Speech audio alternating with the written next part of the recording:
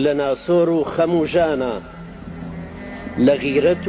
ورو وزو خوشويستي تيكوشانا بەڕێی خەباتی کوردانەی شا مەحموود و شێخی مەزنی پیرانە بە تەجروبەی میلەتی کوردی بێشوانە بە کڵپەی گڕی باوەڕی مسڵمانە چاوەڕێبووم لەبەر تیشکی مەشخەڵی ڕێی بیری سەیدی زیندانە هێزێکی وا لەدایک بێ بڵێن ئۆخەی ئەمە هێزی ئیسلامە لە ڕووی دۆستانی دڵسۆزە وا بە شەرمە و لە ڕووی دوژمنە بەسامە هۆ هێزی گەنجی جیهادی زایەڵەی کاروانی شادی هێزی هیوا گزنگی ڕۆژی ئازادی